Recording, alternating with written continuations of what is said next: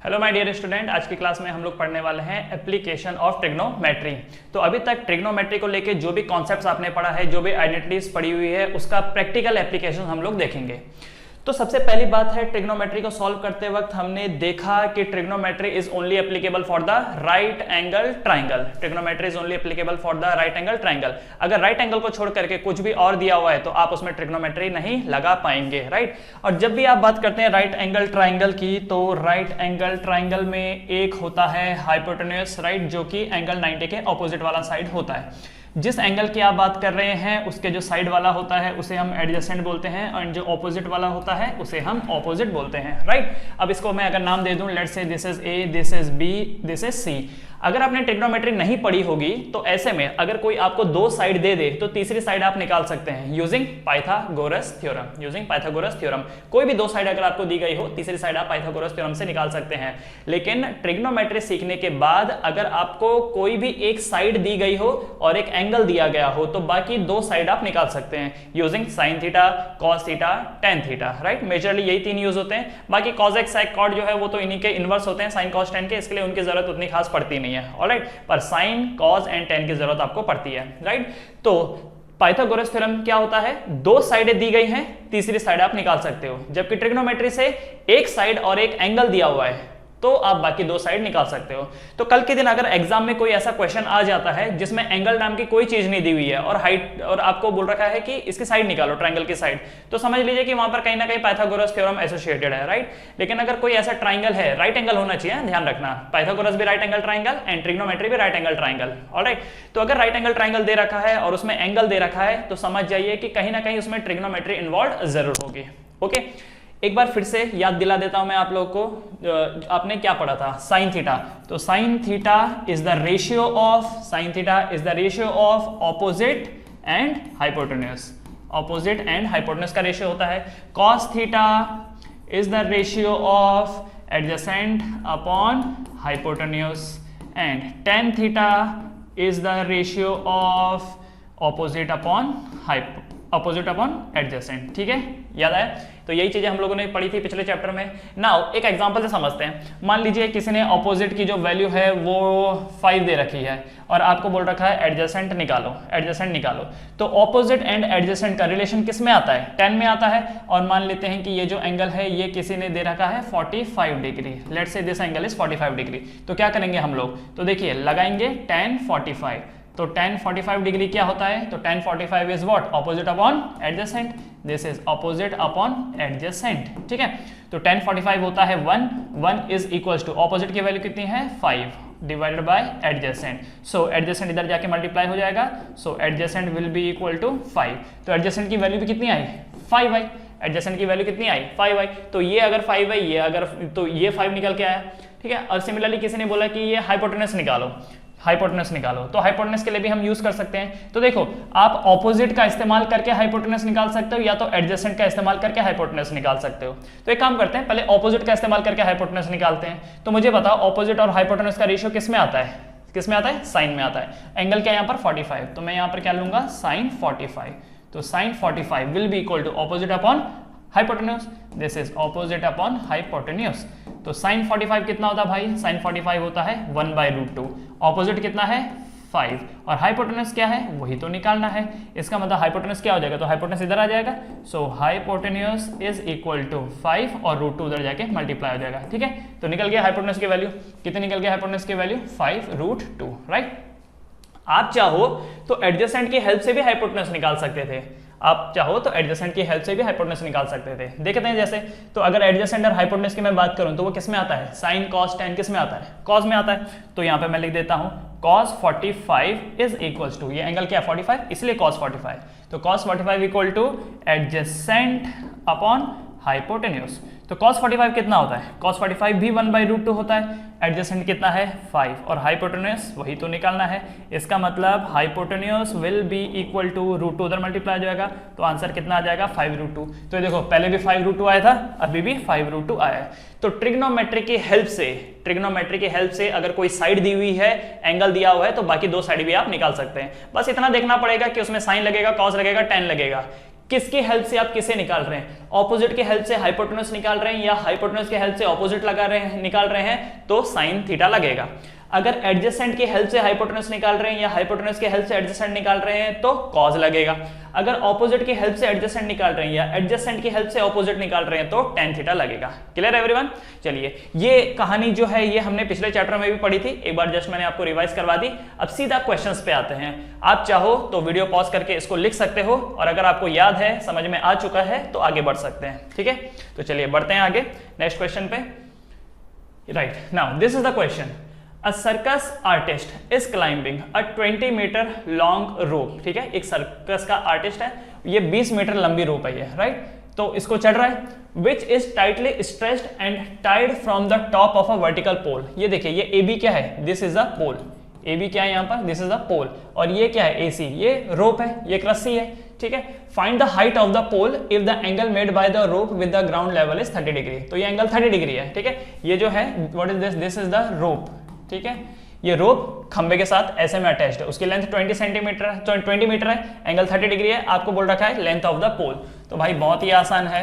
तो मुझे बताओ, अगर ये 30 डिग्री है तो ये साइड क्या कहलाएगी, ये वाली साइड, ये साइड ऑपोजिट का काम करेगी और ये वाली साइड क्या है, ये तो हमेशा हाइपोटेन्यूज रहेगा और ये एंगल 90 डिग्री है।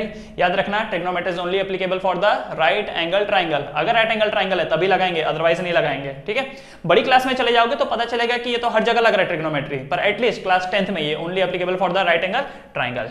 नाउ अब मुझे बताओ, ऑपोजिट निकालना है, हाइपोटेन्यूज पता है आपको, तो क्या लगेगा, क्या लगेगा, साइन थीटा। तो यहां पर हम लोग लगाएंगे sine 30 degree. Sine 30 degree is equal to opposite upon hypotenuse. ठीक है, ऑपोजिट अपॉन हाइपोटेन्यूज। तो जनरल फॉर्मूला तो यही है। ठीक है, अच्छा इसके पहले मैं एक काम करता हूं, पहले फॉर्मूला लिख देता हूं। ठीक, this is sine theta. Sine theta equal to opposite upon hypotenuse. तो अब यहां पर हम वैल्यू डालते हैं। तो साइन, देखो ये फॉर्मूला है, तो साइन 30 डिग्री, साइन 30 क्योंकि एंगल 30 है, तो साइन 30 इक्वल टू ये क्या है, ये ए बी। ए बी को मैं एज ए पोल भी लिख सकता हूं। ठीक है, पोल, या फिर मैं यहां पर ये भी लिख सकता हूं, पोल डिवाइडेड बाय ये क्या है यहाँ पर, रोप। पोल डिवाइडेड बाय रोप। ठीक है, इसको ऐसा भी लिखा जा सकता है, या फिर मैं इसको ऐसे भी लिख सकता हूँ, ए बी अपॉन ए सी। इसको ऐसे भी लिखा जा सकता है, आपकी जो मर्जी है आप ऐसा लिखिए। बस याद रखना कि कॉन्सेप्चुअली वो चीज सही होनी चाहिए। तो sine 30 will be equal to A B upon A C, A B upon A C. तो साइन 30 की वैल्यू कितनी होती है, 1/2। 1/2 is equals to A B आपको निकालना है क्योंकि ए बी ही खंबा है, और ए सी की वैल्यू कितनी है यहाँ पर 20। तो क्या होगा यहाँ पर 20 इधर आ जाएगा, so 20/2 equal to A B. That means A B की वैल्यू कितनी आ जाएगी, 20/10, दैट इज 10। तो 10 मीटर। तो आप यहाँ पे लिखोगे hence, hence the length of the pole is, hence length of pole is 10 metre. Hence length of the pole is 10 metre. ठीक है, तो ये जो पोल है ये 10 मीटर का है। ओके, मान लो अगर किसी ने पूछा होता है कि BC की वैल्यू क्या हो गई, BC की वैल्यू क्या हो गई, तो मुझे बताओ BC यहाँ पर किसका काम करेगा, एडजेसेंट का। और हाइपोटेन्यूज दिया हुआ है, तो एडजेसेंट एंड हाइपोटेन्यूज किस में आता है, कॉस थीटा में आता है। तो यहाँ पर ऐसा हो जाता है cos 30, पूछा नहीं है पर चलो फिर भी, cos 30 is equals to adjacent upon मतलब BC अपॉन AC। इसकी वैल्यू कितनी है, 20 है ना, AC की वैल्यू 20 है। तो cos 30 कितना होता है, √3/2 इक्वल टू BC अपॉन 20। तो 20 इधर चल जाएगा, तो 20 √3/2 इक्वल टू BC। तो 2 10 तो कितना हो गया यहाँ पर, BC की वैल्यू कितनी हो गई, 10√3। ठीक है, तो ये वाली साइड कितनी आ जाएगी, 10√3। ओके, और ये वाली साइड कितनी आई है, 10 आई है। तो ये 10 है और ये 10√3 है। हालांकि किसी ने ये पूछा नहीं है पर ठीक है। तो यहाँ पर देखो सवाल है, from the vertical find the height of the pole, निकाल दिया, find the height of the pole निकल गया। If the angle made by the rope is, तो आप क्या लिखोगे, hence the length of the pole is 10 metre. Clear. अब एक बार जरा चेक करते हैं कि क्या हमने जो निकाला है वो सही निकाला है। तो कैसे चेक करेंगे, पाइथागोरस लगाओ। क्या 10 स्क्वायर प्लस 10√3 का स्क्वायर इज 20 स्क्वायर। ठीक है, चेक भी करना पड़ेगा भाई, तभी तो कंफर्म होगा कि सही किया है कि नहीं किया है कि नहीं। रिजल्ट आएगा और पता चलेगा कि गड़बड़ हो गई थी हमसे, तब क्या फायदा। तो पहले चेक कर लेते हैं। तो पाइथागोरस लगाते हैं, 10 स्क्वायर एंड 10√3 का स्क्वायर। देखते हैं 10 स्क्वायर प्लस 10√3 का स्क्वायर क्या हमें 20 का स्क्वायर देता है। तो 10 का स्क्वायर कितना होता है, 100। 10√3 का स्क्वायर कितना होगा, तो 10 × 10 100, 100 × 3 300 इक्वल टू 20 का स्क्वायर कितना होता है 400, तो 100 प्लस 300 400, तो 400 इक्वल टू 400। इसका मतलब हमने सही किया है। So what is this? This is the check. Clear है एवरीवन? तो आपका आंसर बस इतना ही है, ये वाला और ये वाला। ये तो जस्ट फॉर एक्स्ट्रा इंफॉर्मेशन, ताकि थोड़े से कॉन्सेप्ट क्लियर हो जाए, इसके लिए मैंने ये किया है। और ये चेक वाला पार्ट है जो आपको अलग से कर लेना है अगर समय है आपके पास। क्लियर? तो फटाफट इसको कॉपी कर लीजिए, इसे कॉपी कर लीजिए, वीडियो को पॉज कीजिए, इसे कॉपी कर लीजिए क्विकली। चलिए नेक्स्ट क्वेश्चन पे आते हैं। Next question, a tree breaks due to storm and the broken part bent so that the top of the tree touches the ground making an angle 30 degree with it. Okay, देखो क्या बोल रखा है, ये एक ट्री है, ठीक है, ये एक ट्री है, सीधा था, बाद में क्या हुआ, ब्रेक डाउन हो गया। यहाँ से ब्रेक डाउन होने के बाद ये जो पोर्शन है ये ऐसा झुक गया नीचे, यहाँ से ब्रेक डाउन हुआ। पहले ऐसा था ना, देखो पहले ऐसा था, अब टूट के ऐसा गिर गया नीचे। ओके, अब उससे क्या हुआ, ये वाला जो पोर्शन है ये ऐसा नीचे आ गया।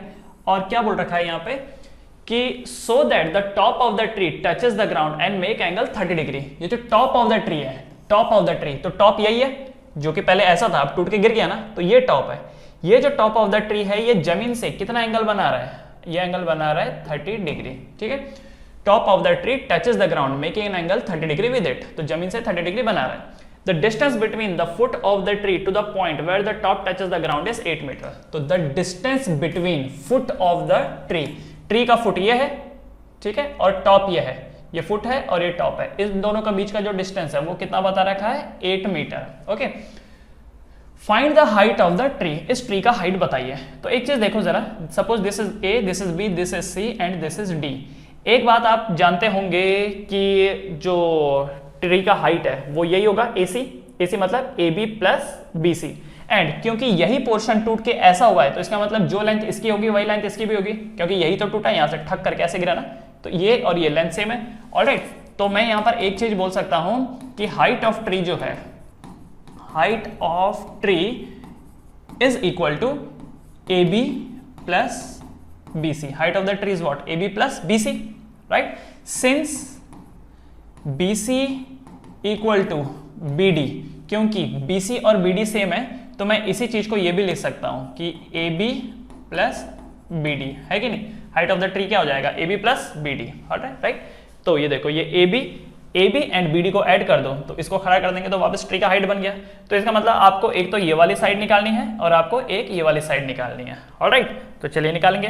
पहली बात तो ये है कि क्योंकि एंगल 30 डिग्री है तो ये किसका काम करेगा, ऑपोजिट का, और ये तो हाइपोटेन्यूस है और ये वाली साइड एडजेसेंट। ठीक, तो सबसे पहले AB निकालते हैं। तो AB निकालने के लिए मुझे क्या इस्तेमाल करना पड़ेगा, AB निकालने के लिए तो AB क्या है, ऑपोजिट, और आपको क्या पता है, ये बेस पता है, बेस मतलब एडजेसेंट पता है। ऑपोजिट और एडजेसेंट का रिलेशन किस में आता है, tan में आता है। इसका मतलब इन ट्राइंगल ABD, ठीक है, tan 30 degree, tan 30 is equals to AB upon tan 30 is equals to AB upon 8, right. तो tan 30 कितना होता है 1/√3, 1/√3 equal to AB upon 8। So AB की वैल्यू कितनी आ गई 8/√3, ठीक है।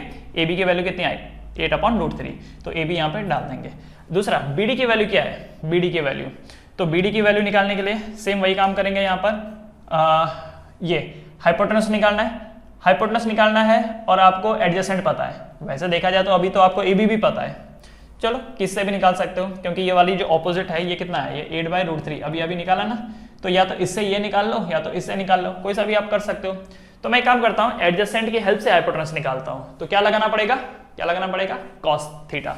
So this will become as cos theta equals to cos theta मतलब cos 30 डिग्री, क्योंकि एंगल यहाँ पर 30 है, इसलिए cos 30 equal to adjacent upon hypotenuse. तो एडजेसेंट कितना है 8 और हाइपोटेन्यूस क्या है वही तो निकालना है। हाइपोटेन्यूस जो है वो क्या है BD है, राइट, BD। सो cos 30 कितना होता है, तो cos 30 होता है √3/2 इक्वल टू 8 अपॉन BD। इसका मतलब BD की जो वैल्यू है वो कितना है, 2 8 के साथ मल्टीप्लाई हो जाएगा 16 अपॉन √3, ठीक है। So height of the tree, height of tree, तो हाइट ऑफ ट्री कितना हो जाएगा। सो हम क्या करेंगे, ये जो AB है एंड बी डी को प्लस कर देंगे क्योंकि हाइट ऑफ द ट्री क्या है, A B plus B D, यही है ना height of the tree, A B plus B D. So this is 8/√3 plus 16/√3, ठीक है। तो 16/√3, तो एक काम यहाँ पर ये कर सकते हैं, √3 को कॉमन ले लेते हैं, अंदर ऊपर क्या हो जाएगा 8 + 16, 8 + 16, तो कितना हो गया ये 24 हो गया, 24/√3, 24/√3, तो आंसर कितना आएगा 24/√3। क्या हम इसको रैशनलाइज कर सकते हैं? यस, तो रैशनलाइज करने के लिए क्या करना पड़ेगा, √3/√3। देखो आंसर इतना हो गया है, 24/√3 इज योर आंसर। बाकी अगर कभी पीछे मैच नहीं हुआ, क्योंकि कई बार क्या होता है पीछे जो आंसर होता है उसको रैशनलाइज किया होता है, तो हम भी एक बार रैशनलाइज कर लेते हैं, जरूरत पड़े तो ही करो, अगर पीछे आंसर मैच नहीं कर रहा है तो ही करो, अदरवाइज ये आपका आंसर निकल गया है, ठीक है। चलो रैशनलाइज कर लेते हैं यहाँ पर, तो ये बन जाएगा न्यूमरेटर 24√3, डिनोमिनेटर √3 × √3 3, तो कितना हो गया, कट होके कितना हो जाएगा 8 जा, ये कितना हो गया 8 जा, तो कितना आ गया 8√3 मीटर, ठीक है। देयरफॉर मैं क्या बोल सकता हूँ, therefore height of tree is, therefore height of tree is 8√3 metre, ठीक है। Height of the tree is 8√3 metre. समझ में आया? ये इतना बड़ा पेड़ था, बीच में से टूटा, ये पोर्शन नीचे आ गया, तो ट्री की हाइट क्या होगी, दिस प्लस दिस, ये आपको पता है। तो अगर ये पता है तो tan का इस्तेमाल करके ये निकाल लेंगे, और ये पता है तो cos का इस्तेमाल करके आप ये निकाल लेंगे, तो ये भी पता चल गया, ये भी पता चल गया, दोनों को ऐड कर दो तो हाइट ऑफ ट्री आ गई। ऑलराइट, इजी क्वेश्चन है ये, जल्दी से इसे कॉपी कर लीजिए, फटाफट वीडियो को पॉज कीजिए, कॉपी कर लीजिए। 3, 2, 1 गो। चलो बढ़ते हैं आगे नेक्स्ट क्वेश्चन पे। चलिए next question, question number 3। A contractor plans to install 2 slide for the children to play in the park. Contractor को क्या करना है, 2 स्लाइड, वो झूला होता है ना जिसमें बच्चे झूल के नीचे आते हैं। For the children below the age of 5 year she prefer to have a slide whose top is at a height of 1.5 metre. ये छोटे बच्चों के लिए, जिनका हाइट जो छोटे बच्चों के लिए, जिसमें क्या बोल रखा है कि जो हाइट होनी चाहिए 1.5 मीटर होनी चाहिए, 1.5 मीटर, ये छोटे बच्चों का स्लाइड है, ओके, ये छोटे बच्चों का स्लाइड है 1.5 metre and inclined at an angle of 30 degree, और उनका जो इंक्लिनेशन एंगल है वो 30 डिग्री का है, ठीक है, किसके लिए, छोटे बच्चों के लिए। Whereas the elder children she want to have a steep slide at a height of 3 metre, और बड़े बच्चों के लिए ये वाली जो हाइट होगी वो कितनी होगी, 3 मीटर की होगी, inclined at an angle of 60 degree, okay. एक तो हाइट भी ज्यादा और ऊपर से इंक्लिनेशन एंगल भी ज्यादा, तो ये वाला जो एंगल बता रखा है वो कितना है, 60 डिग्री, ठीक है। This angle is 60 degree, 60 degree, okay, right. What should be the length of the slide, slide की लेंथ क्या होगी। तो एक बात देखो, स्लाइड तो ये होती है ना, right, this is the slide, छोटे बच्चों के लिए ये स्लाइड है और बड़ों के लिए ये स्लाइड है, क्योंकि जो फिसल के आते हैं वो इसी पे तो आते हैं, तो इसकी लेंथ आपसे पूछी गई है, राइट। तो एक काम करते हैं, इसका नाम देते हैं, this is ABC, this is PQR। तो यहां पर BC निकालना है, यहां पर QR निकालना है, तो मुझे तो लगता है बहुत ही इजी क्वेश्चन है, फटाफट आप वीडियो पॉज करके सॉल्व कीजिए। तो यहाँ पर देखो ये 30 डिग्री है, ये अपोजिट है और हाइपोटेनस निकालना है, तो अपोजिट और हाइपोटेनस का रिलेशन किस में आता है, अपोजिट एंड हाइपोटेनस का रिलेशन किस में आता है, साइन में आता है। तो sin 30 will be equal to, sin 30 will be equal to 1.5 metre divided by BC। तो sin 30 कितना होता है 1/2, 1/2 इक्वल टू 1.5 अपॉन BC। इसका मतलब BC की वैल्यू क्या हो जाएगी 1.5 into 2, so BC is equal to 3 metre. BC की वैल्यू कितनी हो गई 3 मीटर। तो छोटे बच्चों की जो स्लाइड है उसकी लेंथ कितनी है 3 मीटर, बड़े बच्चों की क्या होगी, तो सेम वही कॉन्सेप्ट यहाँ पर लगेगा। तो ये 60 डिग्री है, ये ऑपोजिट है, और ये क्या है हाइपोटेन्यूज, तो क्या लगेगा यहाँ पर sin 60। तो sin 60 is equal to 3 divided by QR। तो sin 60 कितना होता है √3/2 equal to 3/QR। So QR की वैल्यू कितनी हो जाएगी 2 3 6, 6 अपॉन √3, 6 अपॉन √3। हो सकता है पीछे रैशनलाइज किया हो, तो आप भी रैशनलाइज कर सकते हो, ये √3 अपॉन √3, तो न्यूमरेटर हो जाएगा 6√3 और डिनोमिनेटर क्या हो जाएगा 3, तो 3 2 6, तो कितना आंसर आ जाएगा 2√3। तो QR की वैल्यू यहाँ पर कितनी आई 2√3, ठीक है। फिर बाद में लास्ट में आप कंक्लूसिव स्टेटमेंट ये लिख सकते हो कि therefore the slide length for the smaller child are 3 metre and for बड़े बच्चे, ठीक है, उनके लिए कितना है 2√3। ओके, चलो लिख देता हूँ, देयरफॉर स्लाइड लेंथ फॉर, किसके लिए बोला ये, children below 5 years is 3 meter. Okay, and slide length for children above 5 years is 2√3 meter. 2√3 metre. एक बार आगे बढ़ने से पहले चेक कर लेते हैं वेदर जो कैलकुलेशन है वो सही है। कॉन्सेप्चुअली तो सब सही रहेगा, पर जो ये कई बार कैलकुलेशन होती हैं उसमें रैशनलाइज किया होता है पीछे, तो इसलिए हमको क्या करना है, उसको मैच करना है। तो 3 and 2√3। Okay, so that's your answer. फटाफट इसको पॉज करके कॉपी कर लीजिए। 3, 2, 1 गो। चलिए बढ़ते हैं आगे। Next question. Now, next question. The angle of elevation of the top of a tower from a point on the ground which is 30 meter away from the foot of the tower is 30 degree. Find the height of the tower. देखो बच्चों, जब भी कोई numerical होता है, जब भी कोई वर्ड फॉर्म में बहुत लंबा लंबा चौड़ा चौड़ा स्टेटमेंट होता है, तो क्या करना है, उसको तोड़ तोड़ के पढ़ना है। एक ही सेंटेंस में पूरा पढ़ेंगे तो कभी समझ में नहीं आएगा, तोड़ तोड़ के उसको पढ़ना है। तो देखो जैसे क्या बोल रखा है, the angle of elevation of the top of A tower. ठीक है, ये एक टावर है और एंगल ऑफ एलिवेशन मतलब कि कोई नीचे से ऊपर को देख रहा है। याद रखना, जब कोई नीचे से ऊपर को देखेगा तो कहलाएगा एंगल ऑफ एलिवेशन, तो इसे हम बोलेंगे एंगल ऑफ एलिवेशन। और जब कोई ऊपर से, मान लो कहीं बिल्डिंग के ऊपर खड़ा है, ऊपर से नीचे की तरफ देख रहा है, तो हम बोलेंगे कि वो एंगल ऑफ डिप्रेशन है। ठीक है, तो ये एंगल ऑफ डिप्रेशन, क्योंकि वो नीचे को देख रहा है और ऊपर को देख रहा है, तो एंगल ऑफ एलिवेशन। ऑलराइट, ठीक है। तो अब यहां पर देखिए, तो the angle of elevation of the top of a tower from a point on the ground, मतलब कि ग्राउंड में कोई एक ऐसा पॉइंट है जहां से इस टावर की टॉप को देखा जा रहा है। ठीक है, which is 30 metre away from the foot of the tower. ये टावर है और ये टावर का फुट है, तो टावर के फुट से वो जो पॉइंट जहां से देखा जा रहा है वो कितना है, 30 मीटर। वो कितना है, 30 meter. Okay,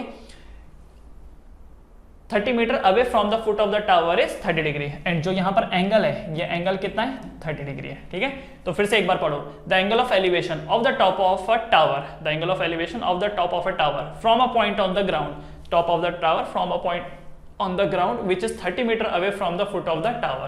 30 meter away from the foot of the tower is 30 degree. Find the height of the tower. Tower की हाइट निकालनी है। So this is A, this is B, this is C. ठीक है, तो यहाँ पर ये निकालना है आपको, टावर की हाइट निकालनी है। तो भाई बहुत ही सिंपल क्वेश्चन है, ये 30 है, ये निकालना है, ये एंगल है 30 डिग्री, तो ये क्या हो गया, एडजेसेंट, ये क्या हो गया, ऑपोजिट। तो एडजेसेंट की हेल्प से ऑपोजिट निकालना है, तो कौन से ट्रिग्नोमेट्रिक रेशियो लगेगा यहाँ पर, बताइए क्या लगेगा। वीडियो पॉज कीजिए, इसको सॉल्व कीजिए और उसके बाद चेक कीजिए। ओके, तो क्या लगेगा यहाँ पर लगेगा tan, तो tan 30 डिग्री, तो tan 30 क्या होगा यहाँ पर, तो tan 30 होगा AB upon BC, AB upon BC। तो tan 30 कितना होता है, √3। AB की वैल्यू वही तो निकालनी है और BC की वैल्यू कितनी है, 30। इसका मतलब AB will be equal to 30√3। ठीक है, तो ये जो वैल्यू है, ये वैल्यू कितनी आ जाएगी, दिस एक सेकंड सॉरी tan 30 तो 1/√3 होता है। tan 30 कितना होता है, 1/√3। ओके, हाँ, तो AB कितना आ जाएगा, so AB will be equal to 30/√3। AB की वैल्यू कितनी होगी, 30/√3। इतने पे आपका आंसर आ गया। हो सकता है पीछे रैशनलाइज किया हुआ हो, तो इसलिए चलो इसको रैशनलाइज कर देते हैं। तो रैशनलाइज करने के लिए क्या करेंगे, ये डिनोमिनेटर √3 है, तो √3 से मल्टीप्लाई डिवाइड कर देंगे, तो ये वैल्यू कितनी आ गई, न्यूमरेटर आ गया 30√3 डिवाइडेड बाय √3 इंटू √3 कितना हो जाएगा, 3, बाद में कट जाएगा, 3 10 = 30, तो कितना आंसर आ जाएगा, 10√3 मीटर। ठीक है, therefore height of tower is 10√3 meter. Height of tower is 10√3 meter. ठीक है बच्चों लोग, height of the tower is 10√3 meter. Now अब हम एक काम करेंगे, चेक करेंगे इसका जो आंसर है वो कितना है, 10√3 meter. That's correct, answer is 10√3 meter. तो फटाफट से इसको कॉपी कर लीजिए, वीडियो पॉज करके कॉपी कर लीजिए। 3, 2, 1 गो। चलो बढ़ते हैं आगे। Next question, question number 5।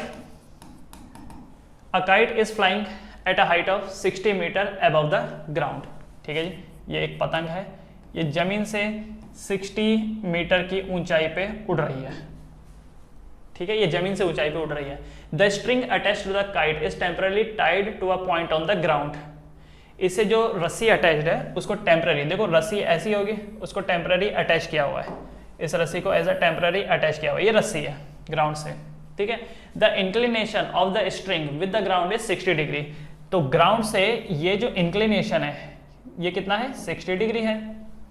Alright, find the length of the string. इस स्ट्रिंग की लेंथ आपको निकालनी है, स्ट्रिंग की लेंथ आपको निकालनी है। ये जो येलो वाली है ये स्ट्रिंग है, पतंग ऐसे उड़ाता है ना, तो ये स्ट्रिंग की लेंथ है। Assuming that there is no slack in the string, ये क्या बोल रहा है, मान लेते हैं कि जो ये स्ट्रिंग है इसमें कोई झुकाव नहीं है, कहीं पे कोई गांठ वांठ कुछ नहीं है। ठीक है, सीधी है ये। तो कैसे निकालेंगे, यहाँ पर नाम दे दो, this is A B C. क्या निकालना है, क्या निकालना है, ए सी निकालना है। ये 60 है, ये एंगल है, तो ये साइड क्या हो गया, ऑपोजिट, ये साइड क्या हो गया, एडजेसेंट। तो और ये साइड क्या है, हाइपोटेनस। तो ऑपोजिट की हेल्प से अगर हाइपोटेनस निकालना हो, ऑपोजिट की हेल्प से हाइपोटेनस निकालना हो तो क्या लगेगा, क्या लगेगा। वीडियो पॉज करिए, इसको सॉल्व करिए पहले, उसके बाद आगे बढ़िए। पॉज करिए और सॉल्व कीजिए, पॉज करिए, सॉल्व कीजिए इसको। चलो देखते हैं। तो यहां पर क्या लगेगा, साइन। सो साइन 60 डिग्री, तो sine 60 will be equal to A B upon A C, A B upon A C. तो साइन 60 कितना होता है, √3/2। ए बी की वैल्यू कितनी है, 60, ए सी की वैल्यू क्या है, निकालनी है। तो ए सी की वैल्यू कितनी हो जाएगी, तो 2 × 60 अपॉन √3। तो ए सी विल बी इक्वल टू, जो ये ए सी की वैल्यू है ये कितनी हो जाएगी, तो देखो ये हो गया 2 × 60 अपॉन √3, रैशनलाइज कर देंगे, √3/√3 से मल्टीप्लाई कर देंगे। तो न्यूमरेटर देखो क्या है, 2 × 60 × √3 डिवाइडेड बाय डिनोमिनेटर कितना हो जाएगा, √3 × √3 3। तो कट करेंगे, 3 20 सा, ठीक है। तो कितना हो गया, 20 × 2 40 √3 मीटर। ठीक है, 40 √3 मीटर। देयरफॉर मैं ये बोल सकता हूं कि the length of string is 40 √3 meter. Okay, therefore length of string is, therefore length of string is 40 √3 meter. Length of the string is 40 √3 meter. तो ये आपको पता था हाइट, हाइट से आप हाइपोटेनस निकाल रहे हो, तो क्या लगेगा, साइन थीटा। तो यहाँ पर थीटा है 60 डिग्री, इसलिए साइन 60 डिग्री। क्लियर एवरीवन, बहुत ही इजी क्वेश्चंस है, बस ये चेक करो कि कौन से साइड दिया है, कौन सा एंगल दिया है, बाकी दो साइडें आराम से निकल जाएंगे। ऑलराइट, तो जितने भी बड़े बड़े न्यूमेरिकल्स होते हैं उनको क्या करना है, तोड़ तोड़ के पढ़ना है, तोड़ तोड़ के पढ़ना है। अब जो ये अगला क्वेश्चन है, ये अगला क्वेश्चन मिलते ही आप पॉज करेंगे, पहले खुद पढ़ेंगे, समझेंगे, डायग्राम बनाएंगे, सॉल्व करेंगे और फिर आंसर देखेंगे। ओके, अभी तक तो मैं पूरा डायग्राम आपको बना के दे रहा था, उसके बाद आप कर रहे थे, पर अब क्वेश्चन आते ही वीडियो पॉज करेंगे, उसको सॉल्व करेंगे और फिर आगे बढ़ेंगे। तो ये क्वेश्चन है आपके सामने, इसको पढ़ो, क्वेश्चन को पढ़ो, समझो, डायग्राम बनाओ, सॉल्व करो, करिए करिए, करना है। चलो बढ़ते हैं। A 1.5 meter tall boy is standing at some distance from a 30 meter tall building. ठीक है जी, ये एक बिल्डिंग है, कितनी, 30 मीटर, 30 मीटर की ये बिल्डिंग है, और एक लड़का है 1.5 मीटर का, standing at some distance. A 1.5 meter tall boy standing at some distance from a 30 meter tall building. और ये जो लड़का है वो ये है, ठीक है। कितना है इसका हाइट, इसका हाइट है 1.5 meter. Okay, the angle of elevation from his eye to the top of the building increase from 30 degree to 60 degree as he walk toward the building. ठीक है, एक काम करता हूं, इस लड़के को थोड़ा सा दूर बनाता हूं। ये जो लड़का है, क्या है कि पहले ये यहां पर था, ठीक है, पहले ये लड़का यहां पर था, इसकी हाइट कितनी बता रखी है, 1.5 मीटर। और देखो ये इसका हॉरिजॉन है, मतलब ये इसका, देखो अगर मेरी हाइट ये है तो इतना तो मैं सीधा ही देखूंगा ना, इतने के लिए मेरे को गर्दन उठानी थोड़ी पड़ रही है, ये तो सीधी हाइट होगी, सीधा लेवल हो गया। अगर मुझे ऊपर देखना है तब एंगल ऑफ एलिवेशन ऊपर उठेगा, तो मतलब यहां तक तो उसको कुछ भी करने की जरूरत ही नहीं है, राइट। तो जो एंगल ऑफ एलिवेशन होगा वो यहां से नापा जाएगा, ये वाला, ठीक है। तो ये क्या बोल रखा है, the angle of elevation from his eye to the top of building increase from 30 degree to 60 degree as he walk toward the building. तो पहले इसका एंगल ऑफ एलिवेशन कितना था, 30 डिग्री। अब ये चल के यहां पर आ गया, अब ये जो लड़का है ये चल के यहां पर आ गया। अब जब ये लड़का यहां पर आएगा तब जब ये ऊपर देखेगा तो ये जो एंगल हो गया ये 60 डिग्री हो गया। पहले एंगल 30 डिग्री था और अब ये 60 डिग्री हो गया। एक बात हमेशा ध्यान रखना, आप किसी बिल्डिंग के जितना क्लोज जाते हो एंगल ऑफ एलिवेशन उतना ही इंक्रीज हो जाता है। आप किसी बिल्डिंग के जितना क्लोज जाएंगे एंगल ऑफ एलिवेशन उतना ही इंक्रीज हो जाएगा। अब देखो जरा, दूर से अगर कोई बहुत बड़ा पहाड़ भी है या बहुत ऊंची बिल्डिंग है, आपको ज्यादा आंखें उठाने की जरूरत नहीं है, गर्दन उठाने की जरूरत नहीं है, बस हो जाता है बात। लेकिन जब आप एकदम पास में खड़े हो, बिल्डिंग है, ये बिल्डिंग सामने खड़ी है, एकदम पास में हो, तब तो ऐसा देखना पड़ेगा ना ऊपर उठ के, राइट। तो इसका मतलब जब भी कोई चीज पास जाएगी तो एंगल ऑफ एलिवेशन बढ़ेगा। गलती से उल्टा मत कर देना कि इसको 60 बना दिया इसको 30 बना दिया। थोड़ा दिमाग लगाना कि जब भी हम किसी ऊंची ऑब्जेक्ट से दूर जाते हैं तो एंगल ऑफ एलिवेशन घटता है। दूर की चीज को देखने के लिए हमको ज्यादा उठाना नहीं पड़ता है अपनी गर्दन को, लेकिन अगर वही चीज पास में होगी तो गर्दन उठानी पड़ती है, ठीक है। तो ये 30 डिग्री और ये 60 डिग्री है, alright. Find the distance he walked toward the building. आपसे पूछा है कि ये वाली डिस्टेंस कितनी है, ये वाला डिस्टेंस आपसे पूछा है कि कितना डिस्टेंस उसने वॉक किया। समझ में आया? फिर से सुनिए, ये क्या है, what is this, this is the building, ये बिल्डिंग है, ठीक है। लड़के की हाइट कितनी है, 1.5 मीटर। तो लड़का जब यहां पर था, चलो इसको नाम देते हैं, लेट्स से दिस इज ए, इस पॉइंट को नाम बी, इसको सी, इसको डी, इसको ई, इसको एफ, इस पॉइंट को जी, सबको हमने नाम दे दिया, ठीक है। तो पहले लड़का कहां पर था, पॉइंट ई पे था, अब वो कहां पर चला गया, पॉइंट डी पे चला गया। जब ई पे था तो एंगल ऑफ एलिवेशन 30 डिग्री और जब डी पे गया तो एंगल ऑफ एलिवेशन 60 डिग्री, ठीक है। तो आपसे पूछ रखा है कि बताइए वो कितना डिस्टेंस ट्रेवल किया, ये वाला डिस्टेंस, ठीक है। अब इस डायग्राम को मैं थोड़ा सा बेटर बनाता हूं, ये तो मैंने आपको समझाने के लिए बनाया था, अब थोड़ा सा और बेटर बनाने की इसकी कोशिश करता हूं प्रॉपरली, ठीक है। तो ये देखो, पहले जो ये एंगल ऑफ एलिवेशन, ये जो एंगल ऑफ एलिवेशन है ये 30 डिग्री है। अब क्योंकि लड़का यहां पर आ गया तो एंगल ऑफ एलिवेशन अब कितना हो गया, दिस इज 60 डिग्री, ठीक। सो ये वाली जो डिस्टेंस है ये 1.5 मीटर है, राइट। तो यहां पर ये भी 1.5 मीटर होगा, है कि नहीं। ये जो पोर्शन होगा, ये वाला पोर्शन कितना होगा, 1.5 मीटर। तो इसका मतलब ये वाला जो पोर्शन होगा, ये पोर्शन कितना होगा, 30 में से ही, 30 तो ये पूरा है, 30 में से 1.5 माइनस कर दो तो ये वाली वैल्यू कितनी आ जाएगी, 28.5, राइट, 28.5। और आपको ये वाली पार्ट निकालना है कि नहीं। सब ये ए है, ये डी है और ये ई है, you have to calculate D E, ठीक है। क्या फाइंड करना है यहाँ पर हमको फाइंड करना है D E, to find D E की वैल्यू हमें निकालनी है, ठीक। अब समझिए इन टाइप के क्वेश्चन को कैसे करना है। ये वाला पॉइंट क्या था, बी था, ये वाला पॉइंट क्या था, जी था, और ये पॉइंट क्या था, एफ। अगर आप जी और एफ की वैल्यू निकाल देंगे तो वही वैल्यू डी और ई की होगी। अगर आपने ये वाली वैल्यू निकाल दी तो डी की भी तो वही वैल्यू है ना, डी की भी तो वही वैल्यू है। तो क्यों अननेसेसरी इतना बड़ा डायग्राम लेके आप चल रहे हैं। आप ऐसा एज्यूम कीजिए कि ये वाला पार्ट है ही नहीं, आप ये समझिए कि ये वाला पार्ट है ही नहीं, इसको मिटा दीजिए, ये वाला पार्ट है ही नहीं।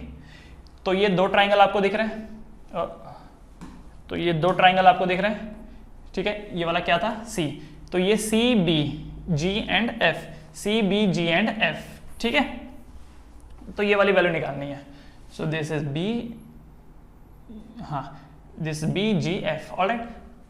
तो थोड़ी देर के लिए मान लेते हैं कि ये वाली वैल्यू x है, ये वाली वैल्यू क्या है यहाँ पर x, और ये वाली वैल्यू y मान लेते हैं। तो अब देखो दो ट्राइंगल आपको दिख रहे हैं, राइट एंगल ट्राइंगल। एक राइट एंगल ट्राइंगल है CBG, इन ट्राइंगल CBG, ये वाला ट्राइंगल देखो CBG, ये वाला ट्राइंगल। इस वाले ट्राइंगल में ये साइड आपको पता है, क्या करूं थोड़ा बड़ा डायग्राम बनाऊं, शायद आपको दिख नहीं रहा होगा, बड़ा डायग्राम बनाता हूं। ये देखो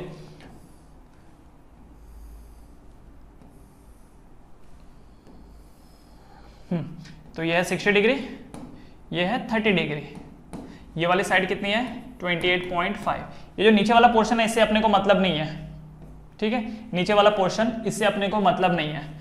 क्योंकि ट्रिग्नोमेट्री तो ये एंगल से रिलेटेड है ना, तो यहाँ पर जो ये एंगल है वो वाला साइड ही कंसिडर करना है, बाकी नीचे वाला हटा दो। तो ये 28.5 है, यहाँ से यहाँ तक की जो वैल्यू है इसे हम x ले लेते हैं और यहाँ से यहाँ तक की जो वैल्यू है इसे हम y ले लेते हैं। सो this is x and this is y। आपको कैलकुलेट क्या करना है, ये x की तो वैल्यू कैलकुलेट करनी ना आपको, क्योंकि अगर ये वैल्यू मिल गई तो DE मिल गई, तो पता चल गया कि लड़के ने कितना वॉक किया है कि नहीं, लड़के के पैरों ने कितना वॉक किया इज इक्वल टू लड़के के सर ने कितना वॉक किया। तो GF की वैल्यू बोलो या DE की वैल्यू बोलो, एक ही बात है। ओके, तो क्या करेंगे यहाँ पर देखो, ये है C, this is B, this is G and this is F उस डायग्राम के हिसाब से। तो पहला in triangle CBG, in triangle CBG, in triangle CBG, तो CBG इस वाले ट्राइंगल में देखो, ये साइड पता है, ऑपोजिट पता है, ऑल्टरनेटिव नहीं पता है, इन्हीं दोनों की बात हो रही है। तो यहाँ पर क्या लगेगा, tan लगेगा। तो tan 60 is equal to 28.5 divided by y, यही होगा। tan 60 is equal to 28.5 divided by y। tan 60 कितना होता है, √3, तो √3 equal to 28.5 upon y। So y की वैल्यू कितनी है, 28.5 डिवाइडेड बाय √3, ठीक है। तो y की वैल्यू कितनी आ गई, 28.5 डिवाइडेड बाय √3, ये y की वैल्यू आ गई।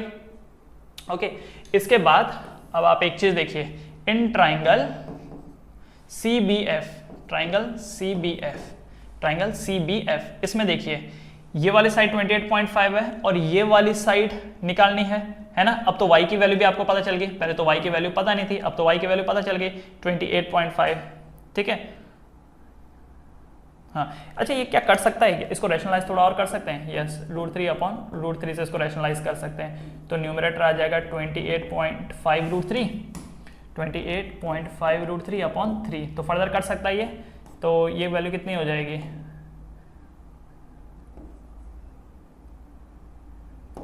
9.5 √3, है ना। ये कितना बन जाएगा, 9.5 √3, तो ये y की वैल्यू है। तो अब इन ट्राइंगल CBF इस वाले में मैं लगाऊंगा tan 30 is equal to 28.5 divided by y plus x, 28.5 divided by y plus x, है कि नहीं। देखो इस वाले ट्राइंगल में, देखो ये वाले ट्राइंगल में tan 30 will be equal to opposite upon adjacent, तो ऑपोजिट 28.5 है, एडजेसेंट यहाँ पर क्या है, y प्लस एक्स है। याद रखना इस बड़े वाले ट्राइंगल के लिए ये पूरा का पूरा एडजेसेंट है, तो y प्लस एक्स, तो tan 30 equal to 28.5 divide by y plus x. तो tan 30 कितना होता है, 1 बाय √3 equal to 28.5 upon y plus x. तो y प्लस एक्स इधर हो गया, तो y plus x equal to 28.5 √3, कितना है 28.5 √3।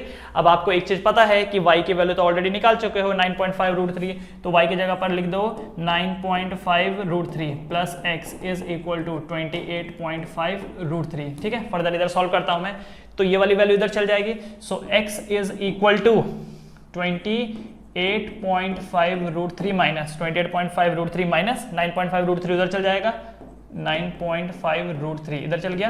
तो 28.5 √3 में से 9.5 √3 माइनस करेंगे तो कितना होगा, 0.5 में से 0.5 गया, ठीक है। और उसके बाद 9, तो ये कितना बचता है, 28 में से 9 गया तो कितना बचेगा, तो भाई 8 गया तो 20 और एक और गया तो 19, 19 √3, ठीक है, राइट, 19 √3 मीटर। कितना हो गया ये, 19 √3 मीटर। तो x की वैल्यू कितनी आई, 19 √3 मीटर। Okay, 19 √3 meter. तो ये जो x की वैल्यू है ये gf की वैल्यू है, ये जो gf है उतना ही तो उसने वॉक किया, ठीक है। देयरफॉर जो ये बॉय है इसने कितना वॉक किया, इसने वॉक किया 19 √3 मीटर। देयरफॉर बॉय वॉकड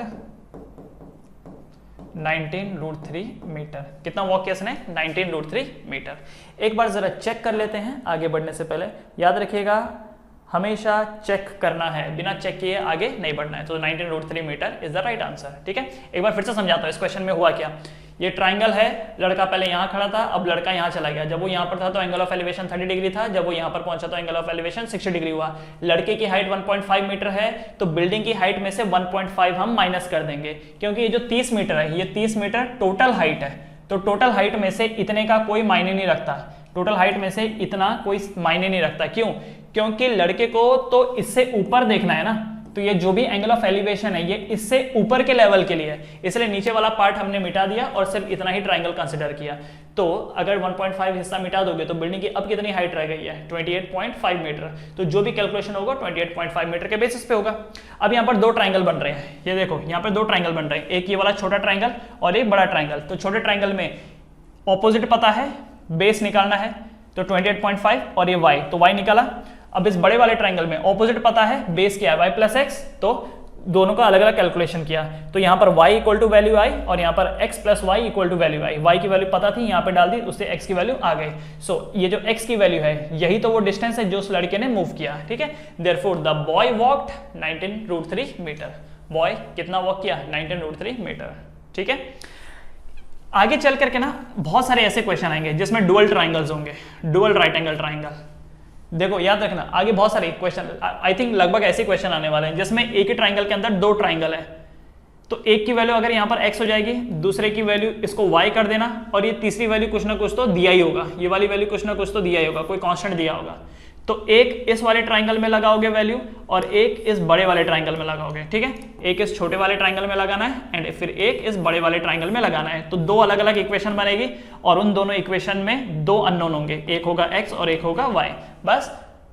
तो उसके बाद क्या कर देना है, जो भी आप linear equation in two variable कर देते हैं, बिल्कुल वैसा ही जैसे यहाँ पर किया, y पता चल गया, इसमें y की वैल्यू डाल दी तो x आ गया। तो सारे के सारे क्वेश्चन में आपको एग्जैक्टली यही करना है, ठीक है। तो फटाफट इसे कॉपी कर लीजिए, कॉपी करने के बाद बढ़ते हैं आगे। चलिए कॉपी कर लीजिए, 3, 2, 1 go. Alright, now question number 7। From a point on the ground the angle of elevation of the bottom and the top of transmission tower fixed at the top of 20 meter height building are 45 degree and 60 degree respectively. Find the height of the tower. ठीक है, यहाँ पर देखो अब दो बातें कर रखी हैं। देखो पहले तो ये है कि वीडियो को पॉज करना है, जो ये क्वेश्चन है उसको पढ़ो, समझो, डायग्राम बनाओ, सॉल्व करो, आंसर निकालो और उसके बाद फिर रिज्यूम करो, ठीक है। करिए, पहले वीडियो पॉज कीजिए, उसको समझिए। चलो देखते हैं। From the point on the ground, the angle of elevation of the bottom and the top of a transmission tower fixed at the top of a 20 meter high building. तो देखो एक 20 metre की बिल्डिंग है, ये देखिए जरा, ये एक 20 मीटर की बिल्डिंग है, ये बिल्डिंग है, ठीक है, 20 मीटर की। क्या ये एक बिल्डिंग है, इसके ऊपर एक ट्रांसमिशन टावर लगा रखा है। ट्रांसमिशन टावर जानते हो ना, ये tower, this is the tower, ये एक ट्रांसमिशन टावर है, सिग्नलिंग के लिए जो इस्तेमाल होता है, ठीक है। तो क्या बोल रखा है, from a point on the ground, तो ग्राउंड में एक पॉइंट है, लेट्स से ये पॉइंट है ग्राउंड में। सो हाँ, तो from a point on the ground the angle of elevation of the bottom and the top of transmission tower. ये देखो, ये ट्रांसमिशन टावर का टॉप है और ये ट्रांसमिशन टावर का बॉटम है। देखो टावर ये है, याद रखना, ट्रांसमिशन टावर ये है और ये क्या चीज है, ये बिल्डिंग है, ये बिल्डिंग है 20 मीटर की और इसके ऊपर क्या है, ये ट्रांसमिशन टावर। तो क्या बोल रखा है कि जो एंगल ऑफ एलिवेशन है बॉटम एंड टॉप क्या है, 45 डिग्री एंड 60 डिग्री। तो बॉटम का एलिवेशन कितना, 45 डिग्री एंड टॉप का एंगल कितना, 60 डिग्री, ठीक है। टॉप का एंगल कितना, 60 degree respectively. Find the height of the tower. तो ये जो ट्रांसमिशन टावर है इसका हाइट आपसे पूछा है, इस ट्रांसमिशन टावर का हाइट आपसे पूछा है, ठीक है। तो जैसे कि मैंने बताया पिछले वाले क्वेश्चन में, अब आपको डुअल ट्राइंगल मिलेंगे, एक ही ट्राइंगल के अंदर एक और ट्राइंगल होगा। घबराने की बिल्कुल भी बात नहीं है। साइड में एक अलग से एक क्लियर पिक्चर बनाओ और इसको नाम दे दो, ठीक है, इसको नाम दे दो। इसको ए नाम दे देते हैं, इसको बी, इसको सी, इसको डी नाम दे देते हैं, ठीक है। ये एंगल है 45 एंड ये वाला जो एंगल है, बड़ा वाला एंगल, वो कितना है, 60 डिग्री है, ठीक है। तो ये तो 20 मीटर है, इसको x का नाम दे देते हैं, इसको y का नाम दे देते हैं, ठीक है। हाइपोटेनस को जरूरत नहीं पड़ती, याद रखना, डुअल ट्राइंगल में हाइपोटेनस का कोई रूल होता ही नहीं है। तो ये 20 है, ये x है और ये y है। कैलकुलेट क्या करना है, हाइट ऑफ द टावर है ना, हाइट ऑफ टावर को मैंने किसे डिनोट किया हुआ है, एक्स से डिनोट किया है। हाइट ऑफ टावर को मैंने किसे डिनोट किया है, मैंने इसको एक्स से डिनोट किया है, ठीक है। सो यहां पर दो ट्राइंगल है, एक पहले ये छोटा वाला ट्राइंगल, तो मैं यहां पर लिखूंगा इन ट्राइंगल ABD। याद रखना डुअल ट्राइंगल को ऐसे सॉल्व करना है, पहले छोटे वाले ट्राइंगल एंड फिर बड़े वाले ट्राइंगल। जो नहीं पता है उसको एक्स और वाई की वैल्यू दे दो, ठीक है। तो अब यहां पर एक चीज देखो, छोटे वाले ट्राइंगल में ये ऑपोजिट की वैल्यू आपको पता है और एडजेसेंट अननोन है y, तो यही लगेगा। तो यहां पर क्या होगा, tan 45 is equal to 20 upon y। tan 45 कितना होता है 1 is equal to 20 upon y, तो y इधर मल्टीप्लाई हो जाएगा, y की वैल्यू कितनी आ जाएगी 20 मीटर। y की वैल्यू कितनी आ गई 20 मीटर। तो छोटे ट्राइंगल की बात हो गई। अब बड़े वाले ट्राइंगल में आता है, इन ट्राइंगल ACD। तो यहां पर क्या लगेगा, ये वाली साइड ऑपोजिट साइड कितनी है x + 20 एंड इसका ऑल्टरनेट ये क्या है y है, ठीक है। सो यहां पर क्या लगेगा tan 60, क्योंकि बड़े वाले ट्राइंगल में ये देखो, बड़ा वाला ट्राइंगल ये है, बड़े वाले ट्राइंगल में जो ये एंगल है, ये एंगल कितना है 60 डिग्री, इसलिए tan 60 इज इक्वल टू, तो इस बड़े वाले ट्राइंगल की ऑपोजिट साइड कितनी है x + 20 अपॉन ये कितना है y, क्योंकि देखो ऑल्टरनेट तो दोनों का सेम है ना, ऑल्टरनेट साइड तो दोनों का सेम है, छोटे वाले ट्राइंगल का भी ऑल्टरनेट y है और बड़े वाले ट्राइंगल का भी ऑल्टरनेट साइड y है, ठीक है। तो tan 60 कितना होता है, tan 60 is √3 equal to x + 20 upon y, x + 20 upon y। इसका मतलब y √3 equal to x + 20, that means x equal to y √3 - 20, ठीक है। तो x की वैल्यू कितनी आएगी y √3 - 20। अब मुझे बताओ क्या आपको y की वैल्यू पता है, y की वैल्यू पता है, कितनी वैल्यू पता है 20 पता है। सो y की जगह पर यहाँ पे क्या डाल देंगे, इस y की जगह पर 20, तो ये बन जाएगा 20 √3 - 20। So x is equal to 20 common ले लो, अंदर क्या बचेगा √3 - 1, ठीक है। So this is the height of the tower, क्योंकि टावर की हाइट को हमने यहां पर किससे डिनोट किया था x से, ठीक है। सो मैं यहां पे लिखूंगा therefore height of tower is 20 bracket में √3 - 1 मीटर, 20 ब्रैकेट में √3 - 1 मीटर। अब हमको करना क्या है कि एक बार चेक कर लेना है आंसर पीछे यही है या रैशनलाइज किया हुआ है। अगर यही है तो यही आंसर हो गया, और अगर रैशनलाइज किया हुआ है तो फिर एक बार रैशनलाइज करके इसको देखेंगे। तो एक बार जरा देखें आंसर पीछे क्या है। तो आंसर है 7th का 20 √3 - 1 मीटर, 20 √3 - 1 मीटर, ठीक है। तो चलिए इसको फटाफट पॉज करके लिख लीजिए, अगर आप नहीं कर पाए हो तो इसको पॉज करके लिख लीजिए। और लिखने के बाद ये नहीं कि तुरंत दूसरे क्वेश्चन पे बढ़ जाना है, लिखने के बाद एनालाइज करना है कि मुझसे कहाँ गलती हो गई, मुझे कौन सा वाला पार्ट समझ में नहीं आया, और फिर एनालाइज करने के बाद उसको दिमाग में बिठाइए एंड फिर अगले क्वेश्चन के लिए तैयार हो जाइए, ठीक है। तो फटाफट इसको कॉपी कर लीजिए।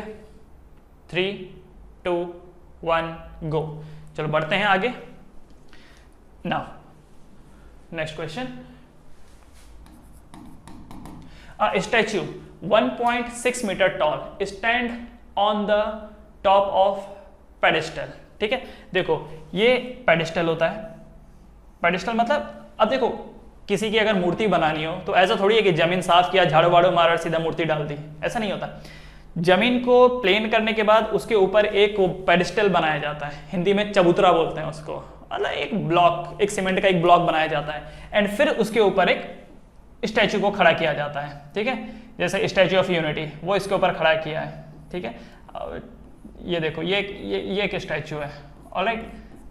हाँ तो ये क्या है, ये पेडिस्टल है और ये क्या है, स्टैचू है। So a statue 1.6 meter tall, statue की लेंथ कितनी है 1.6 meter, this is 1.6 meter, alright. And stands on the top of a pedestal, ये पेडिस्टल है, ये पेडिस्टल है और ये क्या चीज है, स्टैचू है। This is pedestal and this is statue. From the point on the ground the angle of elevation of the top of statute is 60 degree. अब वही बात है पिछले क्वेश्चन जैसे ही लग रहा मुझे कि ये जो ग्राउंड है पॉइंट पे, इससे टॉप का जो एंगल ऑफ एलिवेशन है वो कितना बन रहा है 60 degree. And from the same point the angle of elevation of the top of the pedestal is 45 degree. ये पेडिस्टल है और ये पेडिस्टल का टॉप, तो ये जो एंगल है ये कितना है 45 डिग्री। अच्छा कोई अगर आपसे बोले, देखिए ये 45 है और ये कितना है 60 डिग्री है, कोई अगर आपसे बोले कि स्टैचू का टॉप एंड स्टैचू का bottom angle 60 degree and 45 degree, या अगर कोई बोले स्टैच्यू का टॉप एंड पेडेस्टल का टॉप उसका एंगल 60 एंड 45 है, तो एक ही बात है, क्योंकि जो पेडेस्टल का टॉप है वो स्टैच्यू का बॉटम है। ठीक है, तो अगर आप ध्यान से देखें तो पिछले जैसा ही है, ये एकदम पिछले क्वेश्चन जैसा ही है। ऑलराइट, तो एक काम करते हैं, ये ट्राइंगल जो है इसको अलग से बना लेते हैं। यहाँ पे ये तो आपको आना ही चाहिए, अब इसको नाम दे दो, जैसे ABCD है ना। ये एंगल कितना 45, छोटा एंगल ही 45 होगा, है कि नहीं। दिस एंगल इज 45 एंड ये वाला जो एंगल होगा वो कितना होगा 60 डिग्री। तो वही बात हो गई, पहले छोटा वाला ट्राइंगल। अच्छा, ये वैल्यू कितनी है 1.6, क्योंकि स्टैच्यू का लेंथ कितना है 1.6। AB अपने को पता नहीं है, इसको x नाम देते हैं। AD पता नहीं है, इसको y नाम देते हैं। हाइपोटेनस का कोई मतलब नहीं है, हाइपोटेनस का कोई मतलब यहाँ पर क्यों नहीं है ये भी समझिए। इस ट्राइंगल का हाइपोटेनस अलग है और इसका हाइपोटेनस अलग है, पर अगर हम बेस की बात करें, ये वाला है बेस या एडजेसेंट की बात करें, तो दोनों ट्राइंगल का एडजेसेंट सेम है, तो जो सेम होगा वही तो आपस में कट सकेंगे, वही तो सॉल्व हो सकेंगे। इसलिए याद रखो ये तो होएगा ही, और ये इसलिए होगा ये वाली साइड इसलिए होगी क्योंकि एक की वैल्यू पता है अपने को, एटलीस्ट BC तो अपने को पता है ना। तो ये साइड के बारे में थोड़ी इंफॉर्मेशन है और ये साइड कॉमन है, इस साइड के बारे में थोड़ी इंफॉर्मेशन है और ये साइड कॉमन है, इसलिए इन दोनों साइड को ही कंसीडर किया गया है। हाइपोटेनस को कंसीडर नहीं किया गया, क्योंकि ना तो ये हाइपोटेनस ना तो ये हाइपोटेनस, इन दोनों में से किसी के हाइपोटेनस के बारे में कोई इंफॉर्मेशन नहीं है और ना ही ये हाइपोटेनस कॉमन है, तो बेमतलब में क्यों लेना है, करेक्ट। तो इसलिए ये वाली साइड और यही ली जाती है। ये साइड क्यों, फिर से एक बात समझ लो, ये साइड क्यों ली जाती है, क्योंकि ये दोनों ट्राइंगल के लिए कॉमन है, दोनों ट्राइंगल के लिए ये जो AD है ये कॉमन है, इसलिए इसको कंसीडर किया जाता है। और AC क्यों लिया जाता है, ये वाली साइड क्यों कंसीडर किया जाता है, ये साइड इसलिए कंसीडर किया जाता है क्योंकि इसकी थोड़ी बहुत वैल्यू दी गई है। थोड़ी बहुत मैं इसलिए बोल रहा हूं क्योंकि देखो ये BC दिया हुआ है 1.6, BA तो अभी भी नहीं पता है पर निकाला जा सकता है। Clear, alright. तो कहने का मतलब है ऑपोजिट और बेस पता है, ऑपोजिट और एडजेसेंट पता है, तो दोनों ट्राइंगल में क्या लगेगा 10 लगेगा। ठीक है, तो in triangle ABD tan 45 is equal to x upon y, tan 45 equal to x upon y, tan 45 कितना होता है 1, तो x डिवाइडेड बाई y, मतलब y की वैल्यू किसके बराबर हो गई, x के बराबर हो गई। ठीक है, एक कंक्लूजन ये निकल गया। अब x कितना है वो भी पता नहीं, तो कोई बात नहीं, दो अननोन है ना, x और y दो अननोन है, तो दो अननोन को सॉल्व करने के लिए दो इक्वेशन चाहिए होती है, तो दूसरा इक्वेशन इस दूसरे ट्राइंगल से निकल आएगा। इन ट्राइंगल ACD यहां पर क्या होगा tan 60, यहां पर होगा tan 60, तो tan 60 is equal to opposite side कितनी हो गई x plus 1.6 divided by adjacent कितना है y, तो tan 60 कितना होता है √3, तो √3 is equal to x plus 1.6 upon y, तो इसका मतलब y √3 is equal to x plus 1.6, y √3 equal to x plus 1.6। अगर आप ध्यान दो तो दो इक्वेशन है और दो अननोन है, तो जब दो इक्वेशन और दो अननोन होती है तो सॉल्व हो ही जाता है। ठीक है, तो सॉल्व हो ही जाता है। ऑलराइट, तो यहां पर क्या करेंगे, पूछा क्या गया वैसे, find the height of the pedestal, आपको हाइट ऑफ द पेडेस्टल पूछा है, तो ये पेडेस्टल है, पेडेस्टल के हाइट को हमने किसे शो किया, ये देखो x से शो किया, तो इसका मतलब x आपको निकालना है, तो जहां जहां पर y है वहां पर मैं x डाल दूंगा, जहां पर y है वहां पर मैं x डाल दूंगा। ठीक है, तो ये जो y की वैल्यू है वो यहां पर पुट कर देंगे, तो y की जगह पर क्या आ जाएगा x, y की जगह पर x आ जाएगा, x √3 equal to x plus 1.6। देखो x की जगह पर y भी डाल सकते हो, y की जगह पर x डाल सकते हो, x की जगह पर y भी डाल सकते हो, y की जगह पर x भी डाल सकते हो। अगर मैं y की जगह पर x डाल दूंगा तो आंसर में सिर्फ x रह जाएगा और वही x तो निकालना है, पर अगर मैं x की जगह पर y डाल देता हूं तो आंसर में y रह जाएगा, और y अपने को ढूंढने को बोला नहीं है, तो जो बोला ही नहीं है उसमें अपना समय क्यों बर्बाद करूं मैं, इसलिए मैंने y की जगह पर क्या डाला है x, क्योंकि x पूछा गया है, क्योंकि x is the height of pedestal और हाइट ऑफ पेडेस्टल पूछा गया है। ठीक है, अब क्या करेंगे, ये x √3 है और ये x है और ये 1.6 है, तो सेम टाइप वालों को एक साथ ले लो, तो इस x को मैं इधर ले लेता हूं, तो ये देखो क्या बन गया, x √3 minus x equal to 1.6। क्या मैं x कॉमन ले सकता हूं, अंदर क्या बचेगा √3 माइनस 1 इक्वल टू 1.6।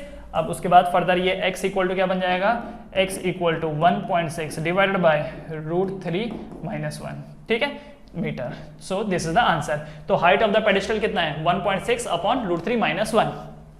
अब आपको करना क्या है, आंसर चेक करना है, अगर आंसर यही है तब तो सही है, पर अगर आंसर कुछ और है तो एक बार इसको रैशनलाइज करके देखो, एक बार इसको रैशनलाइज करके देखो, लेट्स सी कि क्या पीछे आंसर वही है, तो भाई पीछे आंसर वो नहीं है, तो रैशनलाइज किया है, चलो रैशनलाइज कर लेते हैं। ठीक है, तो रैशनलाइज करने के लिए क्या करना होता है, आपने पिछले चैप्टर में देखा था, ये जो डिनोमिनेटर होता है यही लिख देना है, बस साइन चेंज करके। तो ये √3 - 1 है, तो ये क्या हो जाएगा √3 + 1, और न्यूमरेटर भी फिर क्या हो जाएगा √3 + 1, क्योंकि जो वैल्यू डिनोमिनेटर की होती है वही न्यूमरेटर की होती है, और डिनोमिनेटर की वो वैल्यू होती है जो इस साइड वाले का डिनोमिनेटर होता है, बस साइन अलग होता है। ये माइनस है तो ये प्लस है, ये √3 - 1 है तो ये √3 + 1 है। अगर ये a - b होता तो ये a + b होता, ये a + b होता तो ये a - b होता, और जो डिनोमिनेटर होता है फिर वही न्यूमरेटर होता है। ठीक है, तो ये क्या हो गया 1.6 × √3 + 1 डिवाइडेड बाय √3 - 1 × √3 + 1, तो a - b × a + b क्या होता है a² - b², तो ये हो जाएगा √3² - 1²। ठीक है, तो 1.6 √3 + 1 डिवाइडेड बाय √3 का स्क्वायर कितना होता है 3, -1 का स्क्वायर कितना होता है 1, तो कितना हुआ ये 1.6 ब्रैकेट में √3 + 1 डिवाइड बाय 3 - 1 कितना 2, तो 2 कितने था 16, 2 कितने सा 1.6 0.8 सा, तो कितना आ जाएगा 0.8 √3 + 1 मीटर। ठीक है, तो ये पीछे आंसर दिया हुआ है, दिस इज योर आंसर। तो पीछे आंसर रैशनलाइज करके दिया हुआ है। ओके, सो बाकी जो स्टेटमेंट है वो आप लिख लोगे कि therefore the height of pedestal is 0.8 √3 + 1 meter. ठीक है, इतना तो लिख ही सकते हो, राइट? तो लिख लेना कि therefore the height of pedestal is 0.8 √3 + 1 meter. Clear है एवरीवन? तो सेम क्वेश्चन पहले भी था, सेम क्वेश्चन पहले भी था, आगे भी ये क्वेश्चन आएंगे। अब मुझे लगता है कि जो अगला क्वेश्चन आएगा हो सकता है उसमें ये बेस दिया हो और ये दोनों साइड पूछी गई हो। क्या फर्क पड़ता है आपकी हो, फर्क क्या पड़ता है, कोई भी साइड दिया हो, ये दिया हो या ये दिया हो या ये दिया हो, दोनों ट्राइंगल्स में tan ही लगने वाला है। tan छोटे वाले ट्राइंगल में, tan बड़े वाले ट्राइंगल में, छोटे वाले ट्राइंगल में छोटा वाला एंगल, बड़े वाले ट्राइंगल में बड़ा वाला एंगल। तो ये जो भी फिगर है उसका एक साइड में एक छोटा फिगर बना करके उसको आपको सॉल्व कर लेना है। ओके, वीडियो को पॉज करके लिखिए फटाफट, वीडियो को पॉज कीजिए और लिखिए।